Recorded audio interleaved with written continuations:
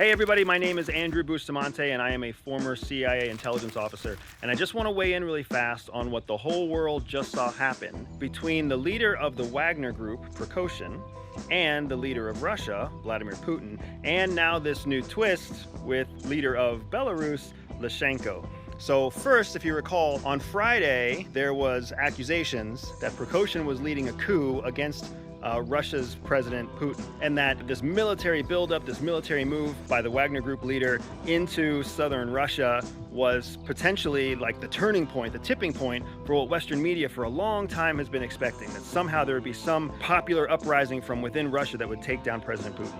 But very quickly following that movement, very quickly following all the headlines talking about Prigozhin's move and this march for justice and everything else, very quickly following that, what we saw were all the leaders of Russia band together, formally announce their support for Putin, and then actually start making counter accusations against Prigozhin, calling him a traitor and holding him to charges for attacking the motherland. Now here it is, Saturday, just 24 hours later, and what we see today is that the entire scenario, this whole massive potential coup against Russia's leadership, has now been resolved and negotiated to peace by the leader of another authoritarian country close within Russia's sphere of influence, Belarus, and their president, Lukashenko. Now, here's what media is not telling you that you need to be aware of. First, Prigozhin and Putin have a long history of working together, all the way back to when Prigozhin was just an entrepreneur and had nothing to do with the Wagner Group.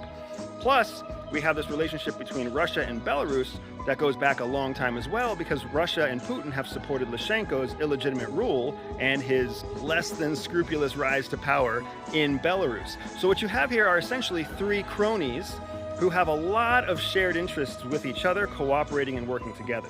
Now, add on to that mix the fact that we also have a very recent new counteroffensive that was launched by Ukraine trying to push Russia back. And that counteroffensive has not gone well. It has not gone according to plans. In fact, recent headlines from as early as just a few days ago, coming out of CNN and other news sources in the United States, have talked about how senior intelligence leaders and senior White House officials have commented exactly that the counteroffensive has not met the expectations of the West and are failing to meet the expectations of Ukraine. So against this backdrop of a struggling counteroffensive by the Ukrainians, you then have this surprise attack from Wagner into southern Russia that is immediately resolved, where everybody is pardoned, and Wagner has permission now from both Russia and Belarus to move his 25,000 person army from southern Russia into Belarus. Well, guess what else was moved to Belarus winter of last year? About 30,000 Russian troops. So now, if you put the two forces together,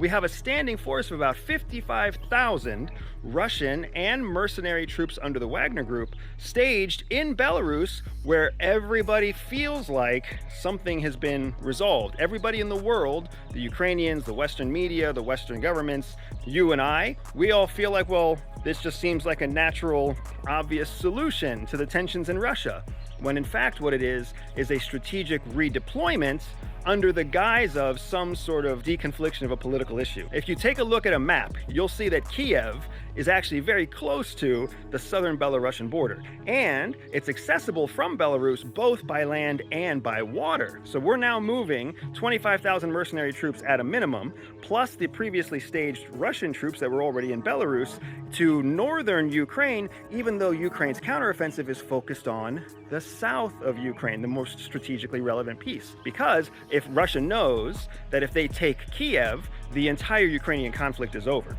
Strategically, they've been fighting in the south because the south is where they have the land bridge, the south is where they have strategic dominance between Crimea and the multiple port cities leading all the way over through the Black Sea. But they also know that strategically, if they take Kiev in one fell swoop, then they own the center of government, and they can essentially put the current Ukrainian government into a position where they have to flee and they take control of the country. So don't be misled here. Don't think that what you're seeing is Russia having infighting and some power grab for control from inside. Instead, remember that we're in the middle of a giant information war.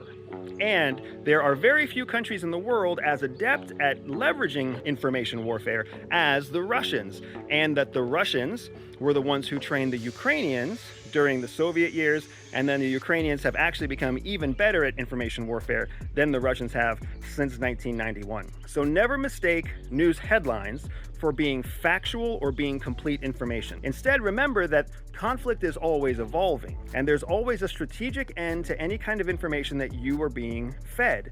Whether that strategic end is by news sources who need you to read and need you to click because they need to make advertising money, or whether it's something that's actually led by governments because they want to mislead public opinion or mislead public attention. Right now, everybody's very focused on, oh, is there going to be an uprising inside Russia? No, there is not about to be an uprising from within Russia.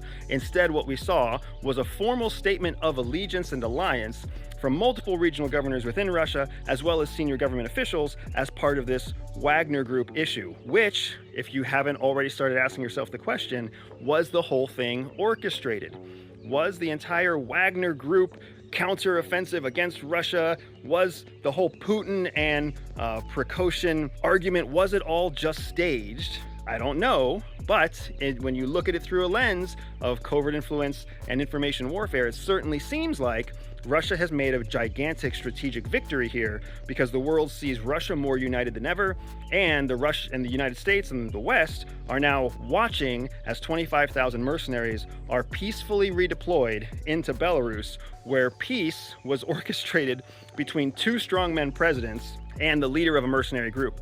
If this sounds like it should be a plot line for some sort of action movie, I completely agree, because nowhere in the civilized world where should anyone expect that a real peace deal, a real conflict resolution, would be negotiated by two authoritarian strongmen and the leader of a mercenary group. That is too strange to be real life. And when you have that moment that makes you scratch your head and wonder, is this really happening? That's a red flag to tell you that something is happening that no one's talking about, or something is happening that's being hidden from everyone. So keep your eyes on this fast-breaking development, because I'm willing to bet that over the next 72 hours, the media all but ignores and forgets that this whole thing happened. And we see a giant contingent of troops move to Belarus to support and align themselves with existing Russian troops that are already in Belarus, and put additional pressure on a Ukrainian government who's trying to focus on an offensive or a counteroffensive move in the south, while the north is left open to them.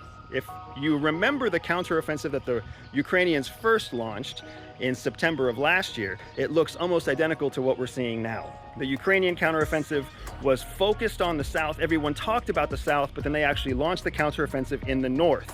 Now we're seeing Russia do the same thing. We're seeing them focus everyone's attention on the south while they potentially strategically redeploy forces to the north. You've got two real strong countries with a long history of information warfare and a long history of strategic misinformation. We are the ones stuck in the middle of seeing how misinformation is deployed and used to shape public opinion and shape the battlefield. My name's Andrew Bustamante. I'm really excited to share this with you folks. I hope you could keep up. Leave your questions and comments below. I'm happy to weigh in and answer more as I see this thing unfold with you over the next few days. Keep your eyes sharp. I'm excited to see what happens next.